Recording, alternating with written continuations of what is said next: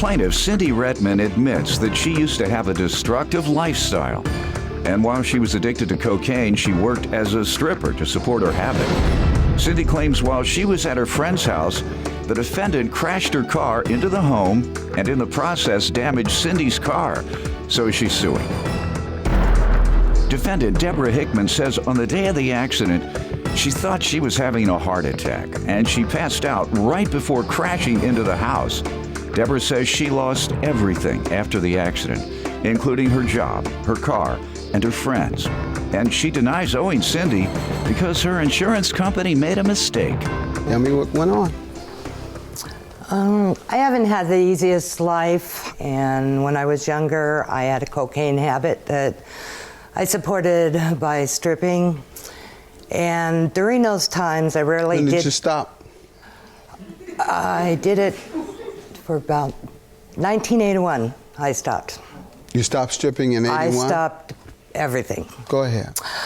I had a friend, Teresa, that it's like a 35-year-old friend, long friend, that partook in the cocaine addiction with me, that became pregnant, and she stopped doing the cocaine, which inspired me to stop also. And you stopped in 81? You know, actually, I'm sorry I was wrong on that. I stopped the stripping in 81. When did you end your cocaine addiction? That would have been about 91. Okay, good. What have you been doing since then? Actually, I was fortunate enough to get a position with the phone company, and I devoted myself to a full career with them, working inside and outside. Hopefully you inspire some others to see that they can go overcome it, get a good job, and have a good career. I'd like to. All right. Where do you know the defendant from?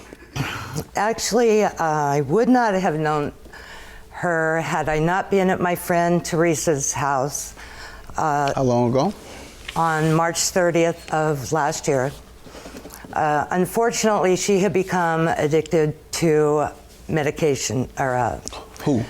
my friend Teresa had become addicted to pain pills. It was her birthday, and I wanted to kind of make her birthday a little happier than her everyday life had been. So what did you do? You went over there to... I cleaned her house up. It was a wreck. I tried to help her budget some of her bills. And I... So how was she relevant? She was there? My friend was away at a counseling session, and I was finishing up cleaning in her garage, and I was sweeping out her garage, and I heard the loud crash. Okay. Sounds like you're getting into the details of the case, the car damages you're suing for. So let me allow her to give some background before we get to the specifics. Ma'am? I had a pretty good life before the accident. I had a nice apartment, brand new car, pretty good job. Everything was going quite well. And then after the accident... You never took a hit? Hit a what?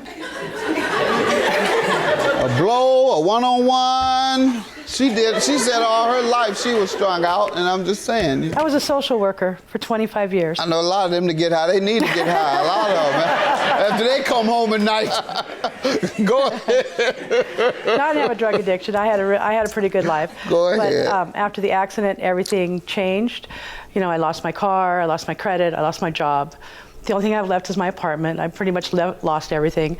I had a healthy social life. I had friends, and when I lost my teeth, of course, I stopped going out. I'm going to let her tell me what happened with the accident, and then you can respond. Okay. Go ahead. Well, when I had heard the crash, bang. the bang, I walked out the garage door, and looked. It's like in an alley, and I looked down, and there I saw a big plume of smoke.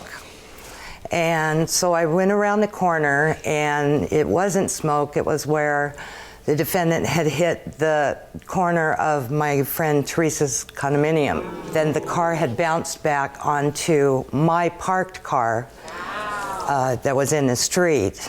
And so I ran to the car door first because I was worried that she might have been really hurt. And the first words out of her mouth when I got to the car door was, "Don't worry, honey, I have really good insurance." And I didn't notice any bleeding or anything, although she was confused and a little dazed and didn't know if she had just had a heart attack or fainted Who at the said wheel. that? The defendant. She said, I don't know what just happened. I may have, or I don't know if I had. She said, I don't know if I just had a heart attack or if I fainted or blacked out at the What wheel. do you want to tell me about the accident? I was on my way to work. I'd stopped at a stop sign.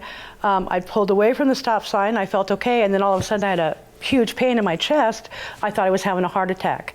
It knocked me unconscious, and the next thing I knew was Mrs. Rettman was pulling me out of my car, which was parked in a brick building. So I was unconscious during the accident. I don't have a lot of information that I can share with you about the actual accident because the accident occurred because I was unconscious. How about your medical condition? Can you share any of that? Yes, sir. I went to the hospital. They checked my heart. They said it was not a heart attack. They said they thought it was just syncope, which is an unexplained blackout. So all I know is Do you have anything to reflect that? Yes, sir, I do. Because the issue, ma'am, is you must prove she was negligent. And if it's a medical condition that caused it, she's not negligent. She's victim of a medical condition. Prescribed Vicodin, medications. I don't see where they made any conclusions that it was that. That it was the syncope?